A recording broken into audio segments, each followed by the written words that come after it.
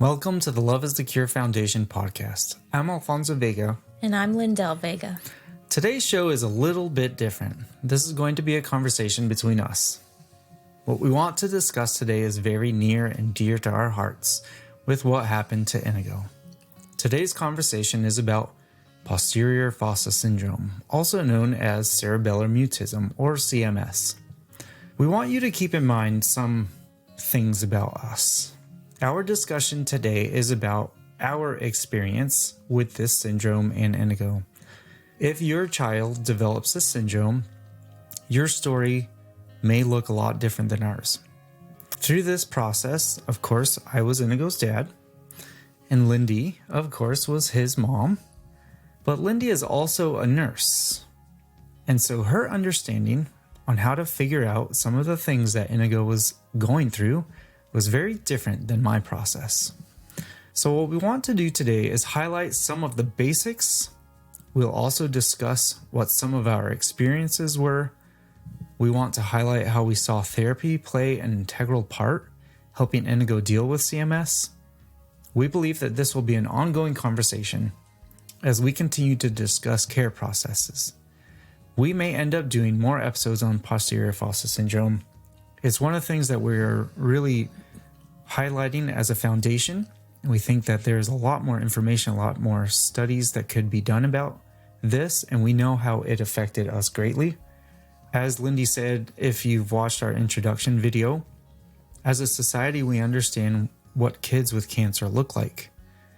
When a child or your child develops posterior fossa syndrome, it is not something that you understand. It's not something that you have seen before. And so it can be very, very distressing to add on top of your child's cancer diagnosis.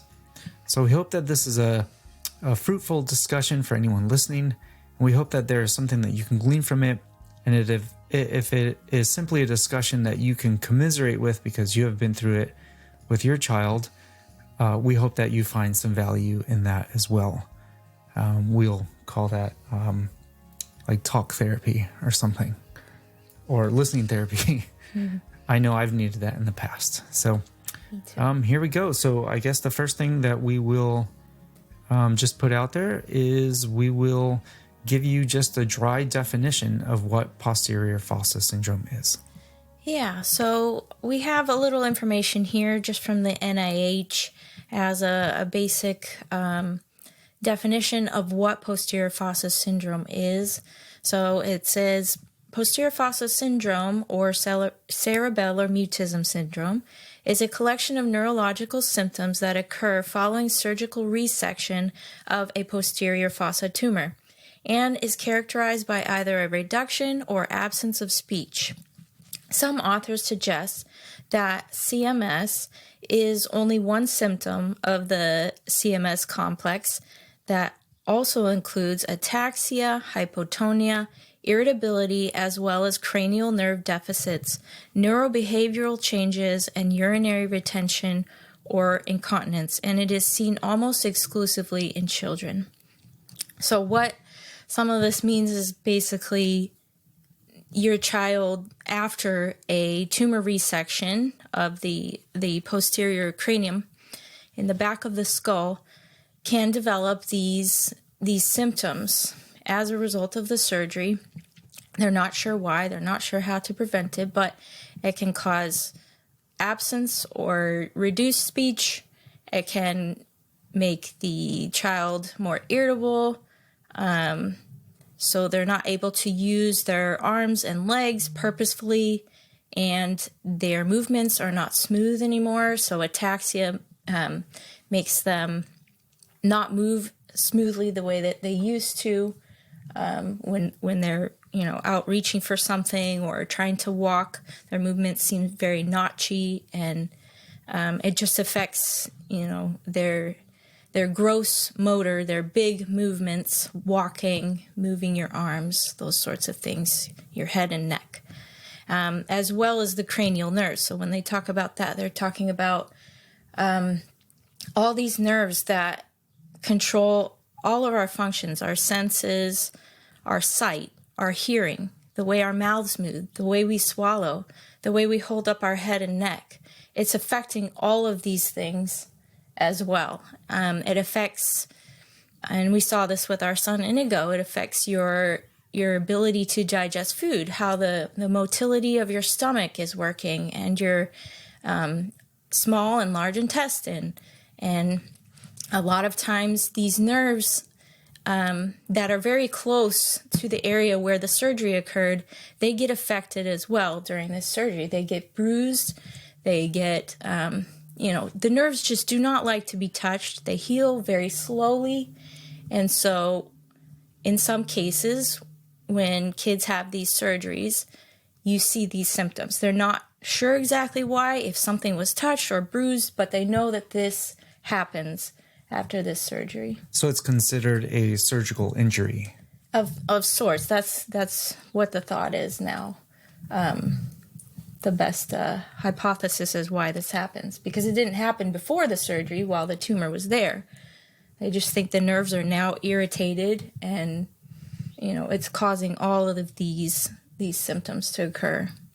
So we want to make it clear, as we essentially read the definition from the NIH of what posterior fossa syndrome is, we want to make it clear that from our research, from our understanding, it is not something that is very well understood, as Lindy said.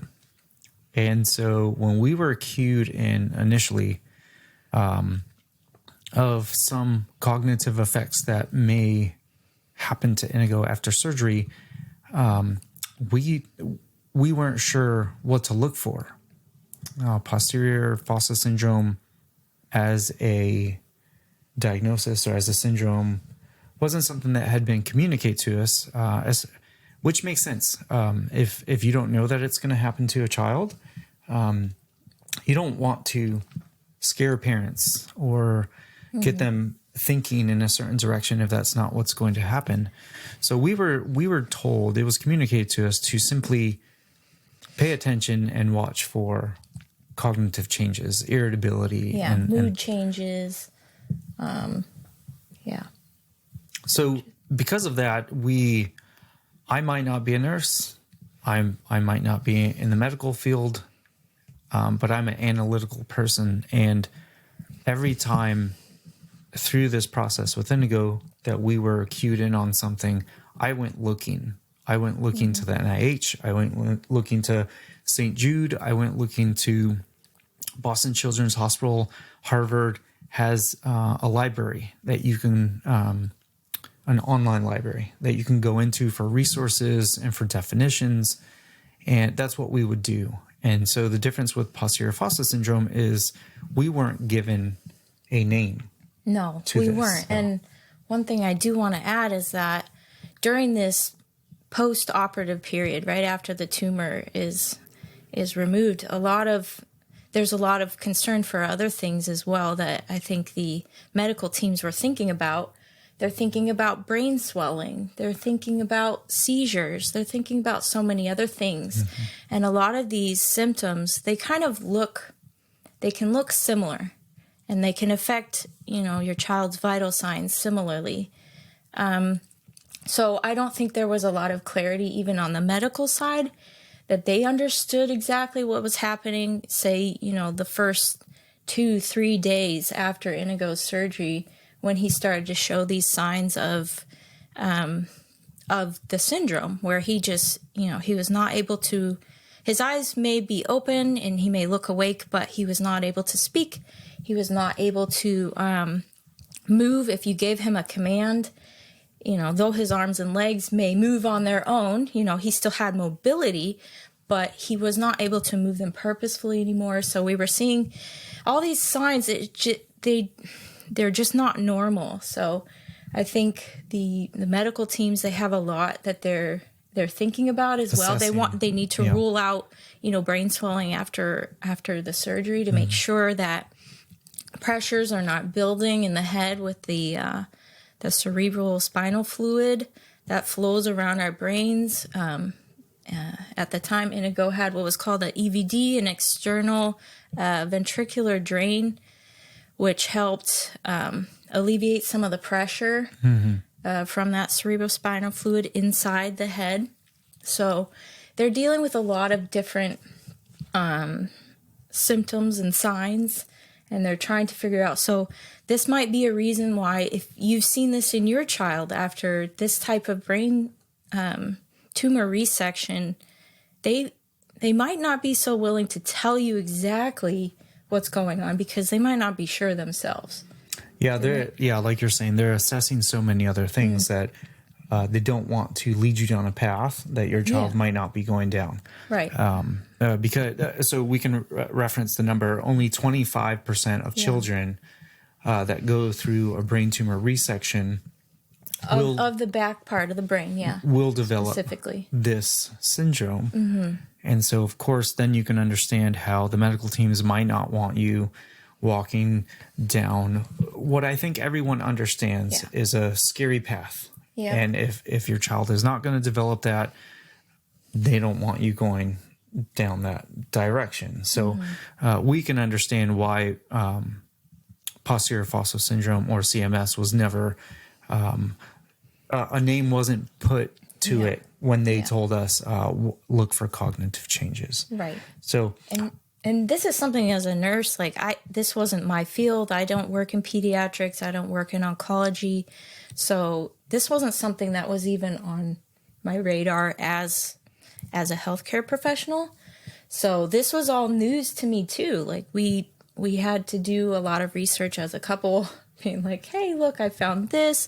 There's this information. And honestly, there's information out there. It's just not a lot, and it's not a lot of answers because I think they're still trying to figure out why this is happening and how to prevent it. Well, before you say that, we'll go into some of the studies that are being done out there. We don't, we'll walk this story a little differently. We want to tell you a little bit about what we saw, and then we'll go into a little bit about what they're still trying to do in studies today. So I will, I'll tell a little story about what we saw and when we became aware that Inigo fell into posterior fossa syndrome. So Inigo was diagnosed on a Tuesday night, or should we say Wednesday morning. It was midnight, 1, 2 o'clock in the morning, something like that.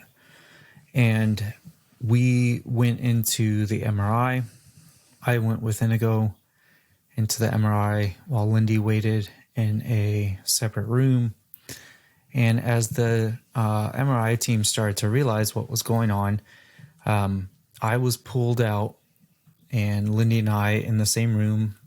The emergency room doctor spoke to us and explained what was going on, what they were seeing, and the initial diagnosis. From there, I went back in. I spoke with Inigo. He came out, a neuroscience doctor at that point met us in the emergency room. She spoke with us and explained to Lindy and I, and she asked if it was okay if Inigo stayed while we discussed it. And we decided, because we've always done this with him, we decided that yes, it was perfectly okay with Lindy and I to have him included in this conversation. And so then it was explained to the three of us what was going on, what the team was seeing, and what their thoughts were, what the process needed to be from that point forward.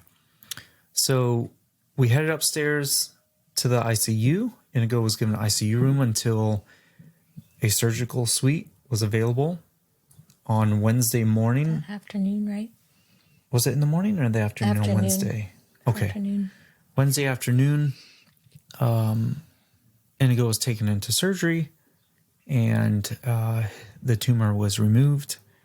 He came back to the ICU room. It was a long, I don't mean for it to sound like it was a short process. It was not a short process. It was a long surgery.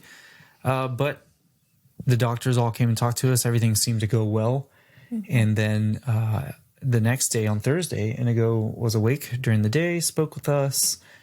We had a good day with him. He rested quite a bit. He was heavily medicated.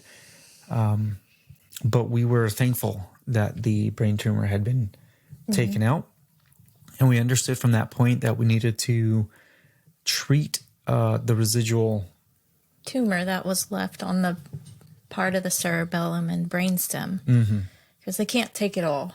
Right. They have to leave what's called a rind on the cerebellum. And so we understood that our process then from the team was radiation, followed by chemotherapy, and so on and so forth, the normal or the standard practices for a brain tumor, brain cancer. Right. And so we were prepared for that, and we were ready to go. Our conversations with him, like I said, on Thursday went as expected for a child coming out of a surgery. He was tired, of course. He was groggy. They had him medicated. As the day went on, they did take him in for an MRI to check pressures in his head and that sort of thing. Once again, normal processes. So on Friday, Inigo woke up in the morning happy that we were moving forward. We were happy. We were talking with him throughout the morning. We had a good morning with him. It was really great. And then he was once again taken for an MRI just to check on how everything was going. Some of his doctors that he knew from the past, they came to visit him. Dr. Stein, his nephrologist. And that was great to see them interacting and joking and just having a great time that day, which was really wonderful. Dr. Stein really spent a lot of time with us. She knew him really well. Since he was an infant. At Children's Hospital. So it was really fantastic to have her. She was a great support for us. It was a great team to have. Then still in the morning, the hospital clowns came to visit us. And I know the story has taken a long time, but Inigo made a new friend. Yeah, one of the hospital clowns, his name is, I can't give his real name. It's Doc Skeeter. Doc Skeeter. Doc Skeeter. Doc Skeeter. The entire clown team is fantastic, but Doc Skeeter made a special connection with Inigo over their shared love of Calvin and Hobbes books. And so it was wonderful to see their interactions were really funny. And it was just great to hear Inigo talk to Doc Skeeter and to Dr. Stein. And I think for myself, I don't want to speak with you, but I know that we've had a lot of conversation on this, of course, but I was excited because I thought that from this point forward, it was just going through the processes that had been told to us about cancer. So radiation and chemotherapy. I did not understand the gravity. I have had family members with cancer and I've, seen other people with cancer, but I didn't understand the gravity of everything that might happen. But I was excited to hear him communicating very well, just like he would have before. Yep. And so, my excitement was, I am an optimist. And so that moment for me looked very good. The prospects of moving forward was good. Now, that's not putting any time frame or anything on what cancer care looks like down the road. I know that is very difficult. But simply being given the chance, I think, as a parent, is something that feels good. That feels like you're moving in the right direction. On Friday evening, Inigo had taken some naps throughout the afternoon. He was very tired, of course, brain surgery. And he had taken some naps, and the telemetry on his monitors started to not look great. His heart rate started dropping, blood pressures as well, his breathing. And so at this point, the team was concerned that something was happening that was concerning to them. And he went down for another MRI. They wanted to check what pressures were going on in his skull. Pressure seemed to be okay. Maybe a little bit of a rise, but not extensively. And so they just started the work of assessing him, assessing what might be going on, what might be wrong. As he woke up in the evening, and I was sitting next to him holding his hand, he kept asking me to hand him tea. We're big tea drinkers. And so he thought that I was drinking tea next to him while I wasn't. And so we started seeing signs of hallucinations. Confusion. Mm-hmm. Yeah. Be like, Dad, no, my tea mug is right there. Hand it to me. And yeah, you couldn't reorient him. He was insisting that the tea was there and that you needed to give it to him. There was a little man, he said, that was running back and forth in front of his bed that wouldn't let him drink his tea. So there was a lot of confusion going on. And so at this point, I started to become concerned. And Lindy was observing and talking with the nurses at that point about the different things that they were seeing on the computers. And I was sitting there holding his hand, and I was becoming concerned. Mm-hmm. Inigo took another nap, and Inigo was on what is called Q1 assessments. Every hour neuro assessments. So Q1 assessments, as Lindy just said, are every single hour. The neurosurgical team will come in and assess Inigo. And those assessments include asking him where he is. His name, his birth date, and what is he in the hospital for. And up until this point, he has been able to do the assessment. Yep. Accomplish the assessment. Mm-hmm. Then, this evening, Friday evening, as they come in to do his Q1 neuro checks, probably around 8 p.m. or so, I think it was, he becomes unresponsive. So they're trying to wake him. They're trying to go through neuro checks with him, and he's not responding to them. So they continue to work with him, and they're becoming highly concerned. And so they get to the point of asking Lindy and I, can you guys please help us? Because he listens to you. Mm-hmm. So, of course, Lindy and I stepped in, and we attempted to get him to communicate with us, to answer our questions, to let us know anything. Mm-hmm. And the team, as they continued this process, we could see them becoming anxious. Yeah. Stress level was definitely building. Yeah. There was a lot of things that could have been happening at that time too. He could have been having micro seizures. There could have been all sorts of things after post-surgical brain surgery. A stroke. Yeah. A stroke. And so we could see the anxiety raising in the room. Eventually, more teams came to the room in the ICU. And I explained to Inigo, I said, Ini, please, if it's possible, please talk to us. Please give us something, because they are going to start doing things that do not feel good. Whether it's, there are certain nerve things that they need to do that can stimulate a child to wake up. So, we're talking sternal rubs, trap squeezes, just small things like that will stimulate you to do something. And I explained to him, please, we don't want to get to that point, just if you can. And so he did. He sat right up in his bed and he said to all of us that, okay, I'm going to do this one time.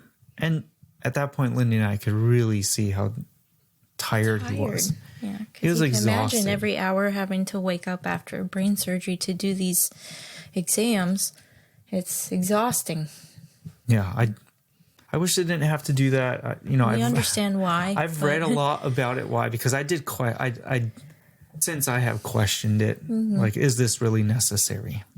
And it's interesting if you guys want to look into it. There are different thought points on it, even in the medical field, on if it's necessary, if it's not necessary. But so standard practice is Q1 neuro checks.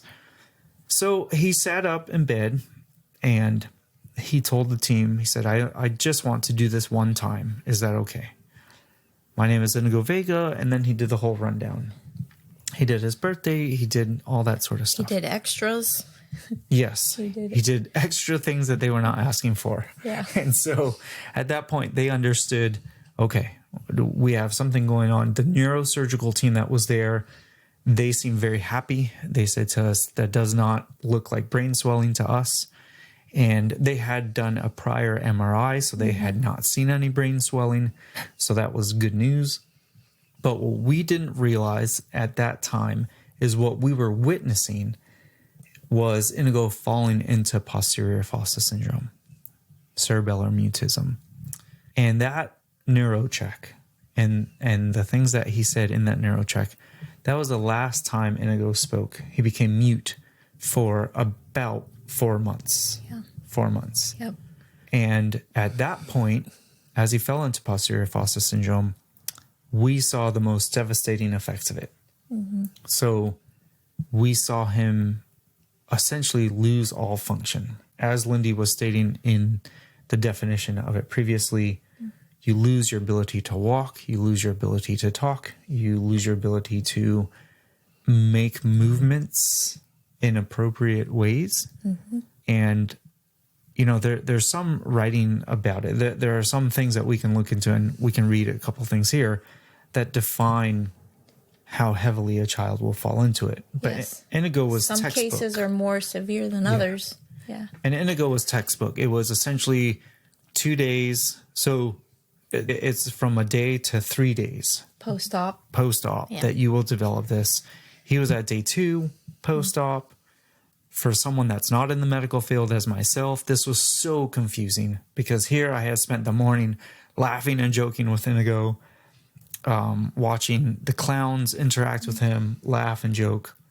And I don't speak the language Lindy speaks when she's in that hospital. And so for me, I was not aware and not quickly assessing what I was seeing. And it was very, very, very nerve-wracking because couple this on top of your child has cancer, your child has a tumor, which is already devastating. And now you've backed into something else. Huge. Yeah. Just absolutely. Yeah. Loss of function. Mm-hmm. You watch your child become bedridden. Yep. You lose muscle tone. You lose everything. He couldn't eat. And, you know, at that point, it was something where we had to, how do I put this best? We closed ranks as a family even more. We kind of tightened up what we were doing because here we have a little boy who was very active, who was emotionally very intelligent, who was a communicator, loved to talk, loved to interact with people. Even when he was diagnosed, he loved talking to the team there. It was wild to watch, you know. And not wild, that's who Inigo always was. He was always that kiddo. He was the type of kid that, so during the pandemic, because Inigo also had kidney disease, we took him out of school after his 2nd grade year. So he finished 2nd grade. All kids were online at that point. But we didn't know what the next school year was going to look like. And the school didn't know what it was going to look like. No one knew what the next school year was going to look like. So we decided, since I was going to be home from work now, Lindy was working in the nursing field, so she was needed, of course. I would be a stay-at-home dad, and I would teach. So Inigo would do homeschool.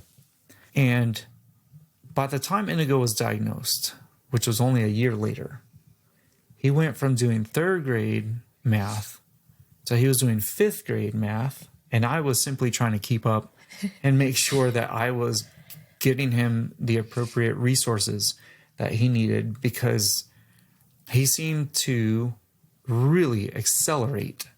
He came home, we were doing homeschool, and it was normal. And I noticed a couple things, which I think is normal with kids when you're in a school setting. The teacher has to deal with a larger number of students and that sort of stuff. But when he was home, it was just him by himself. The structure of the work was laid out so that he knew exactly what he needed to do and to accomplish. And then he knew that if he did those things and accomplished those things, the rest of the day was his to do. Yeah, what he liked. What he liked to do. He could drive his RC car, ride his bike, whatever he wanted. And so we always knew Inigo was smart, as all parents know their kids are smart. And all parents will say that. We understand that. But we start to realize his acceleration is something that we had a few teachers speak to us about in the past with him. Please be aware. He's very bright. He's very bright. He's going to need lots of activity. And so that it was fantastic we knew our child like that. Mm-hmm. So then to see him develop this syndrome, we had said in the past, a name was not given to us of what this might be.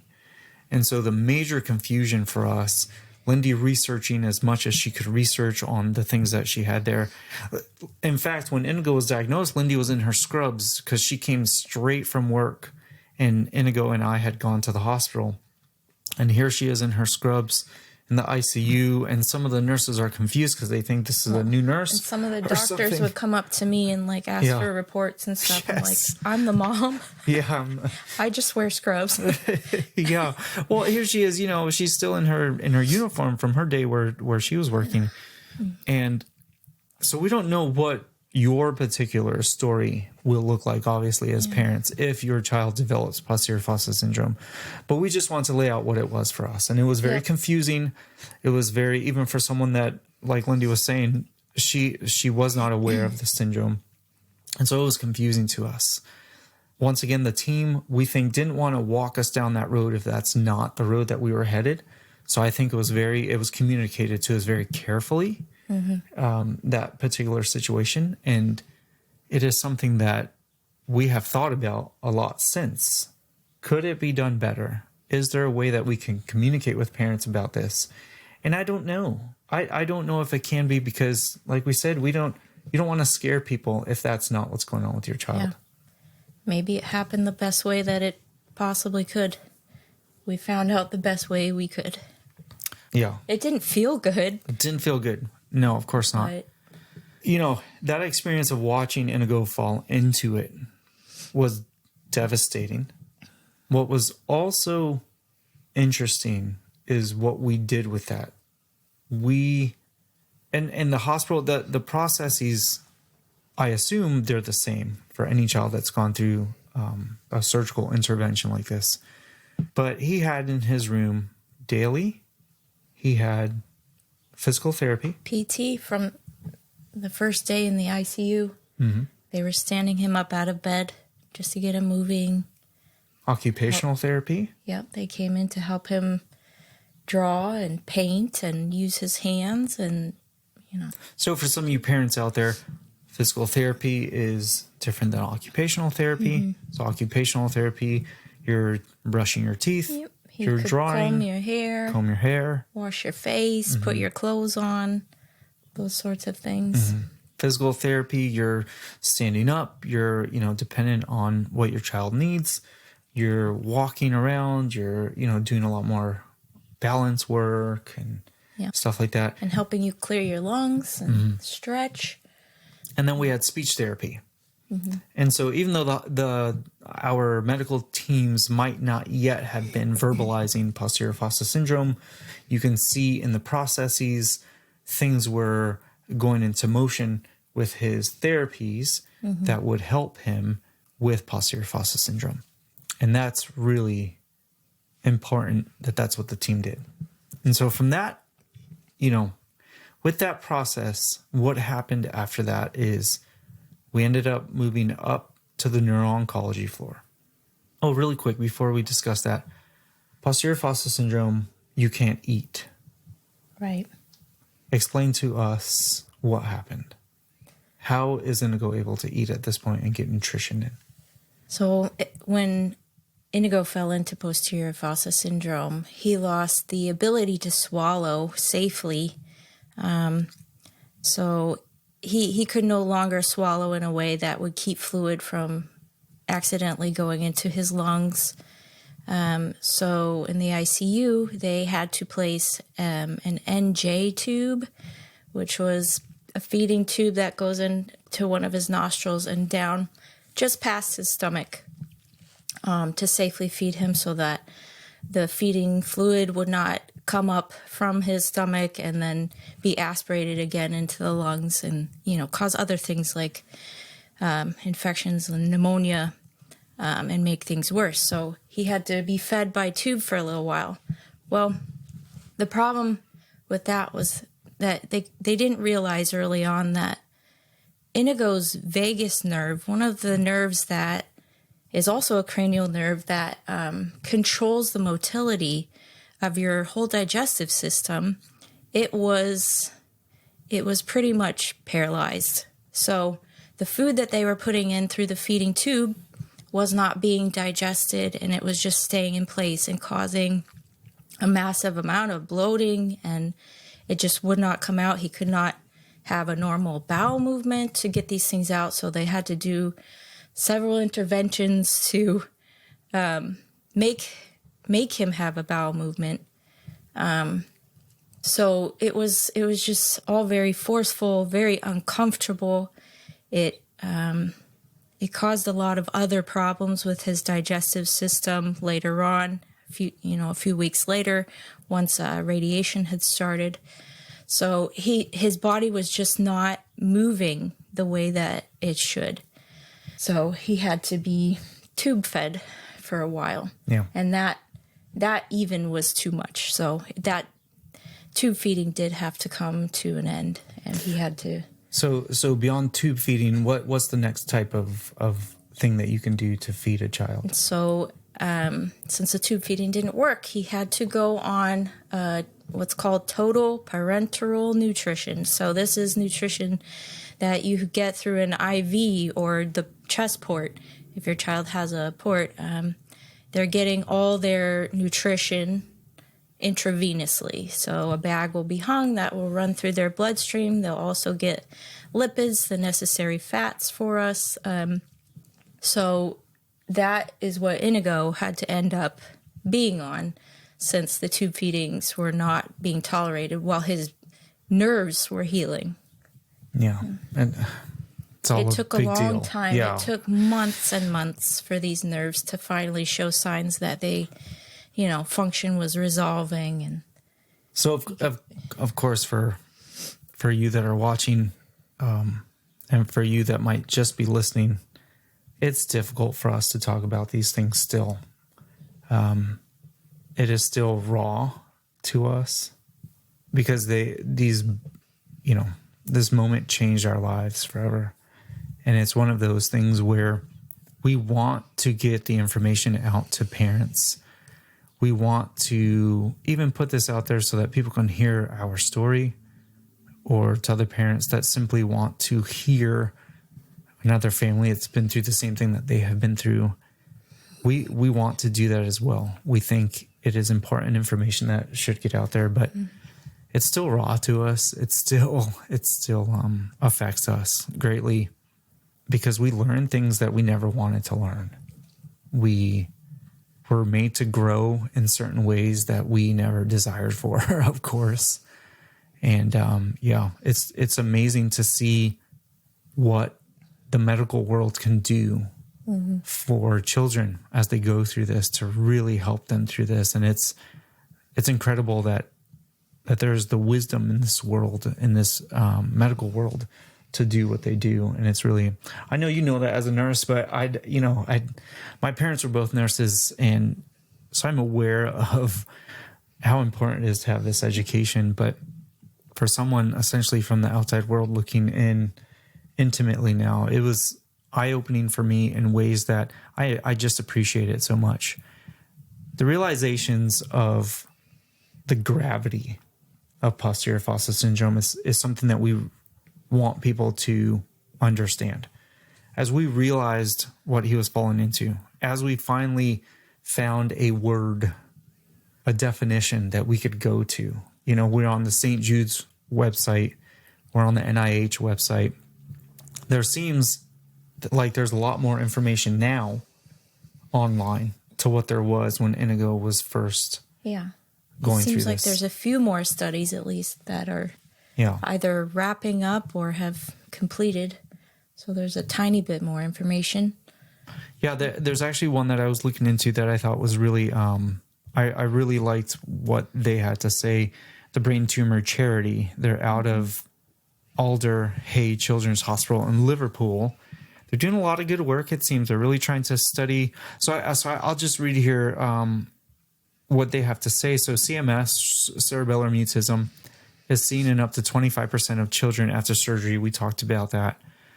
This condition can have major negative impacts on the quality of life of affected children and is frequently associated with permanent and sometimes devastating effects. So we've said all of these things. They're doing research to try to figure out what can be done to try to mitigate either the effects of it or mitigate entirely a child getting posterior fossa syndrome. So they're trying to figure out, do we change surgical procedure? Are there different incision types that we can be making that will help a child not to have these? Because once again, as we read, as we understand this, it is a brain injury due to the surgical intervention that must happen. It has to happen. That's the thing that we want people to understand too. It's like you don't have a choice. You got to get that tumor out. Yeah, the bulk of it. Yeah, you're dealing with two. It's, Lindy and I talk about this all the time. When your child comes down with cancer, you're going to end up with a lot of bad choices. Yep. None of them are good. You're making a choice, and both of the choices are bad. It's just which is less bad. Well, if we leave the tumor in Inigo, that's a bad choice. Yeah. He could have passed away that week. Yeah. He had days. Yeah, for the extensive size of the tumor, for the damage that it was causing. It was also leaking down into his spine. Yeah. We had days with him. Yeah. If we would have left it. Just the sheer amount of pressure that it caused in his skull. He was having swelling in his eyes. Yeah, he could have had a massive seizure. His brain could have herniated. Yeah. And that causes the heart to stop, the lungs. Yeah, there's a lot of ultra negative effects. So bad choice. You have to do the surgery. You have to take that out. We ended up, we say gifted with 20 extra months with Inigo before he passed away. And what we say is it was worth it. It was absolutely worth it to have our kid. And we're not, there's no rose-colored glasses in this. It was a terrible diagnosis. It was a very, very difficult road. But we would have rather walked that road with him than to have lost him right away. So bad choices. You either leave the tumor in and we have days with him.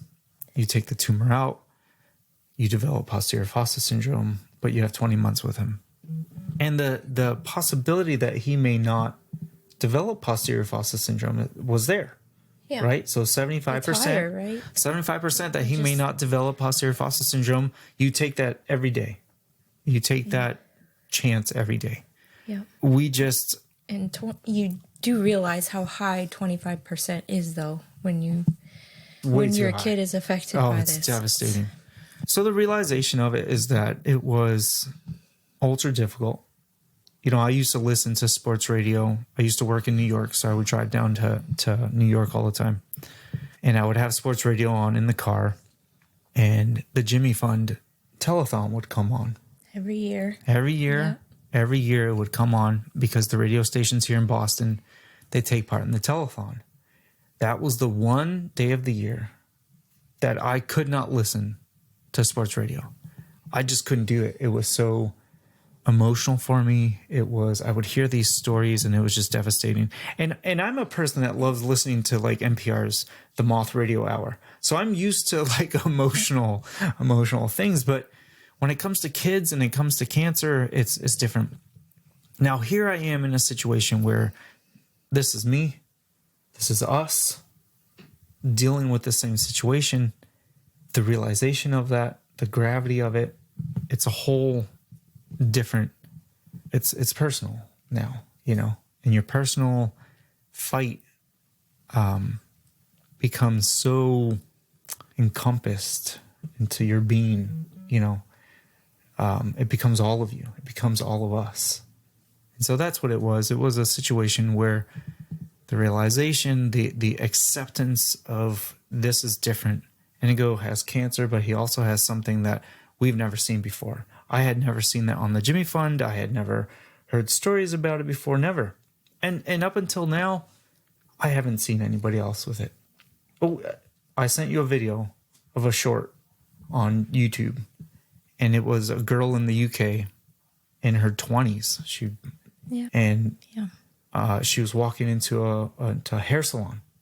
No, she's walking into, I think, her therapist all by herself. Oh, was it? Right? Yeah, something like that. I thought it was a hair salon. Yeah, her therapist was with her. They were walking into her hair salon. And Lindy and I, because of what we know, we knew what we were watching.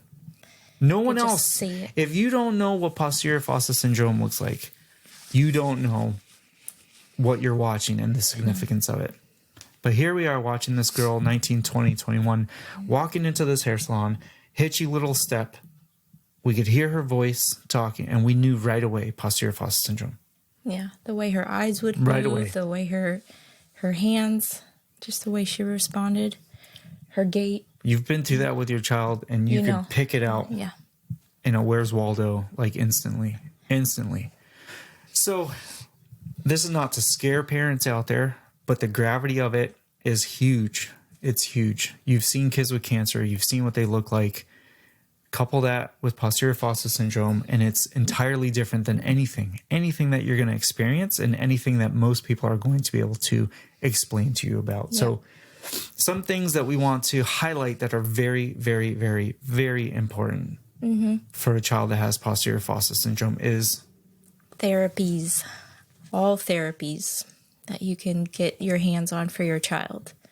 Physical therapy, occupational therapy, speech therapy, art therapy, music therapy, any and all of it can only help. If your child develops posterior fossa syndrome, develop a plan of action that is all therapy. Yep, and stick with it. Your child and yourself, you may be tired. You may not feel like it. Your child may not feel like it. It may be really annoying at first, or even, I don't know, hard, painful, exhausting. We are literally begging you, do not underestimate it. Do not underestimate what therapy can do for your child. This is hard to say, especially in this day and age.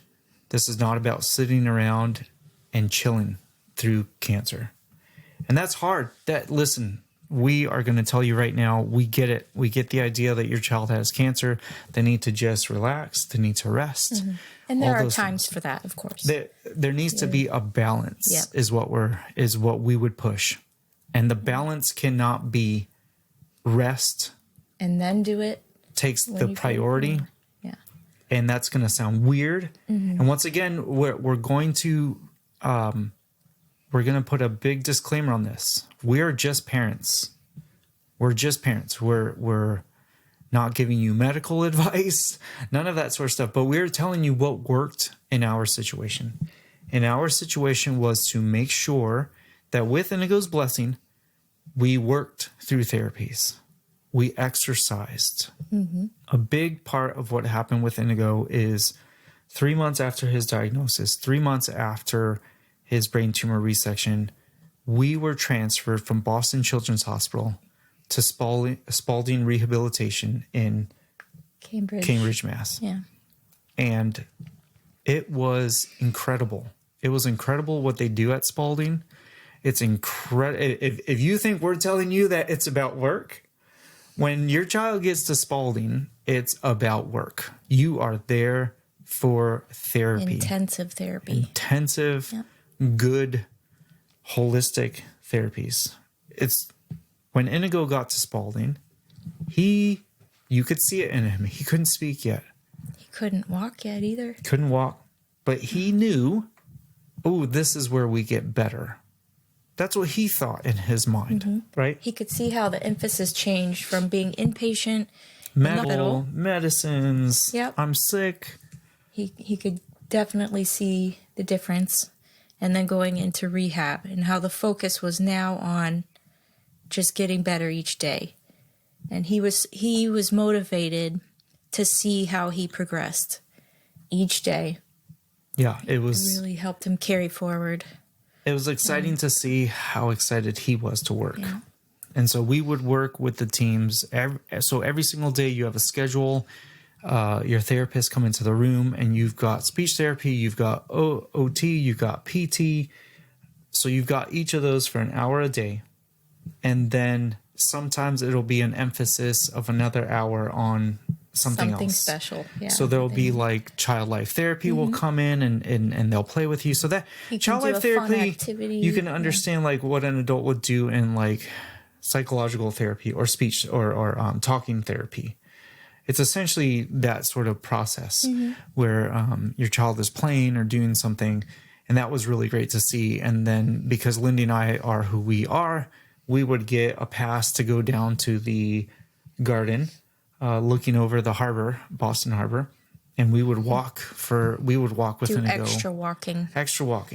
And when we say walking, they had to give us an assessment that we were allowed to walk with him. And they want to make sure we're safe. Yeah. So when we're talking about walking, I had my arms essentially wrapped around Inigo's torso. Yeah. And we would walk together. It was a together walk. But he was at the point where his legs were... He could move one after the other. Yeah. I wasn't holding him up or anything like that. I was just there as a safety, holding his torso, that sort of thing. And he's working on balance with his team. And so that's what we're talking about when we mean walk.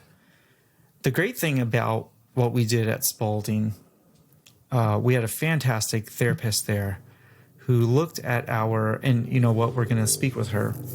So maybe I shouldn't give up too much, but she saw something in him. She presented him with therapy options that had to do with a recumbent bicycle. And so can it really be called a bicycle? Bicycle's two wheels. Recumbent trike. Yeah. So 3 wheels. So we'll go into that in the future, but the point that we want to make is therapy seems to be the main avenue to help your child walk through posterior fossa syndrome. So some of the things that we need to understand: can a child be cured of posterior fossa syndrome? Well, we don't know if it's a cure, but they can definitely improve. It does vary from child to child, the level of restoration in their functions. But they can definitely improve. They can definitely regain lost functionality. So you can only go up from there, you know, getting therapy for it. So the Brain Tumor Institute says here, posterior fossa syndrome treatment depends on the symptoms that the child is experiencing. Of course, it might include speech and language therapy, physiotherapy, occupational therapy, and psychological therapy, also known as talk therapy. So that's some of the things that we've been discussing.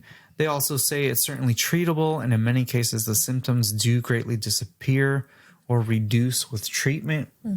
Did we see that with Inigo? Yes, we did.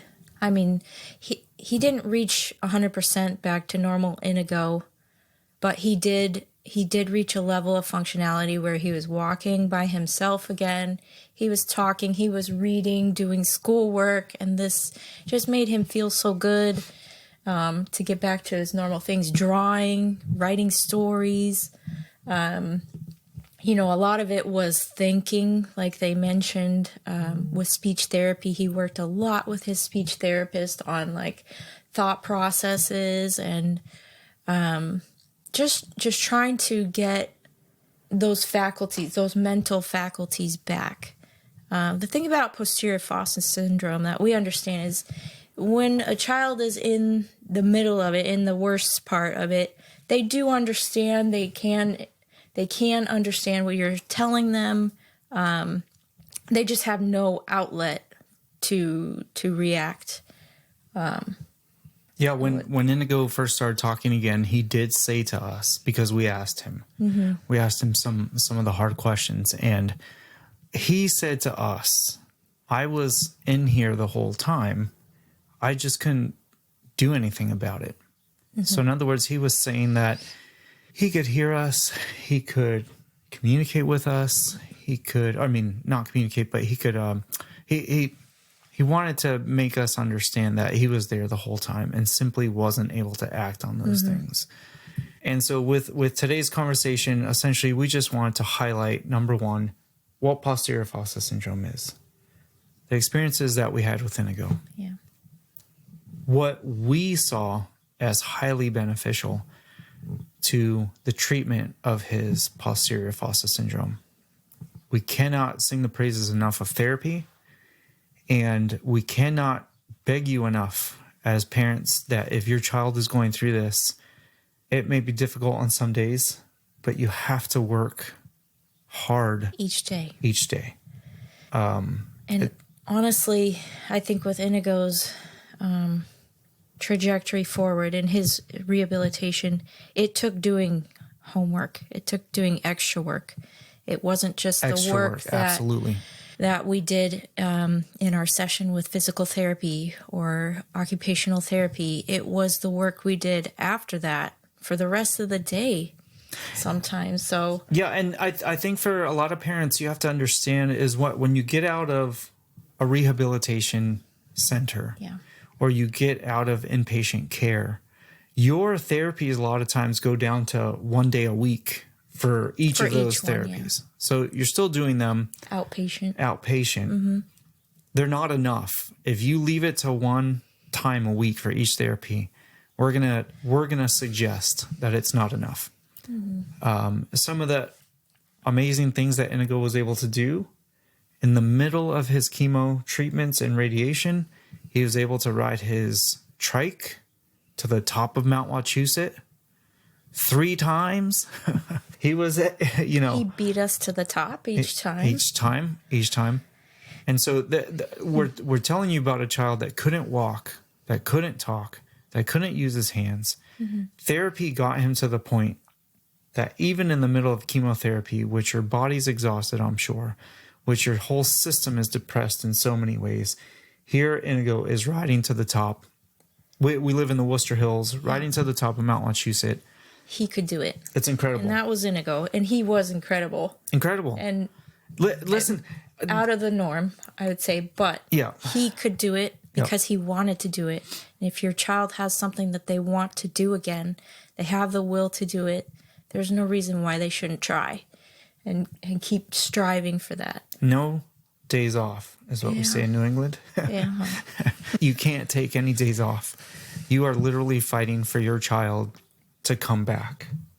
You may not beat the cancer, but you can help your child regain more of who they are from posterior fossa syndrome, from cerebellar mutism. So that's our conversation for today. We know there's a lot more to say.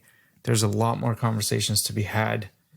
Inigo's dream last year before he passed away, he had wanted to be back on his trike on what day? March 1st. March 1st. He wanted to be back on his trike on March 1st.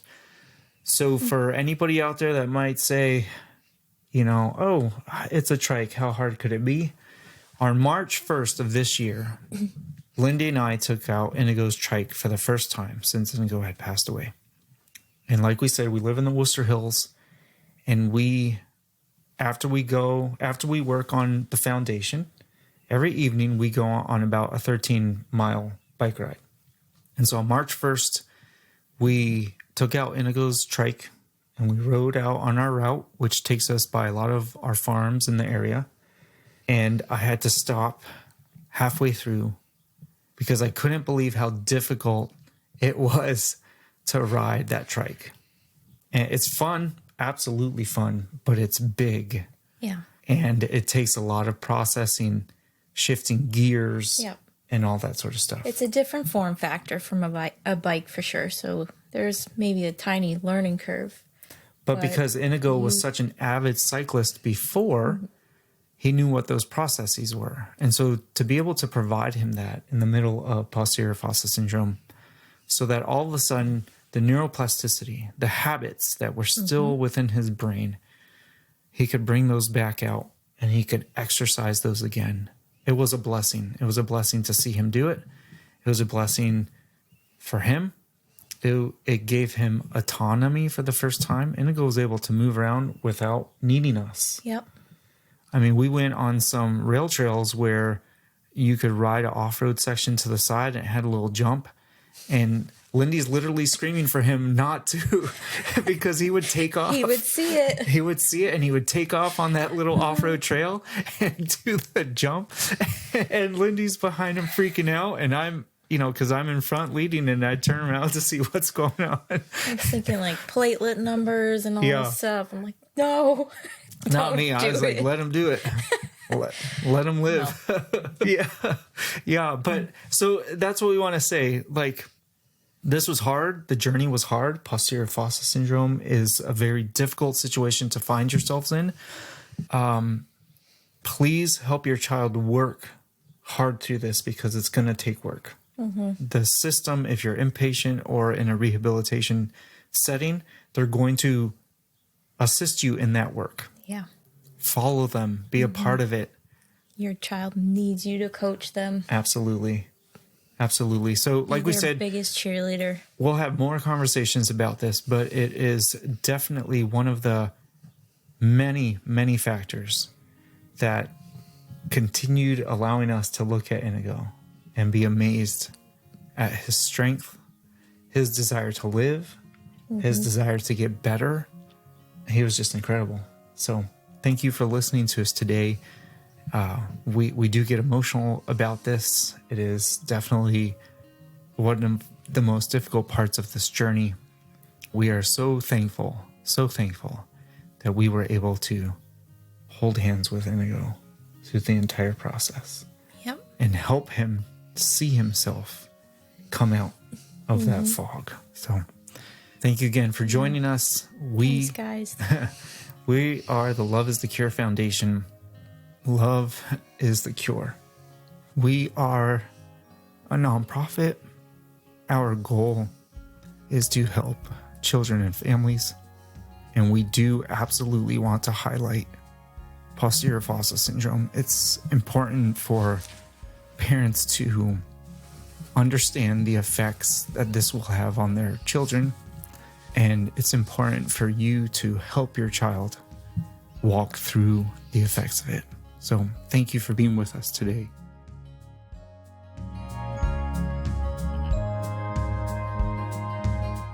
That was our show for today. Thank you for joining the conversation. We hope that in listening to our conversations, you will be able to glean information that can be useful for you. If you find that the Love is the Cure Foundation's podcast would serve someone you know, please share our content and support our cause. Our desire at the Love is the Cure Foundation is to help children and families as they navigate a pediatric brain tumor diagnosis. Our experience is with Inigo's brain cancer diagnosis. Some of our conversations may be specific to brain cancer and the residual effects.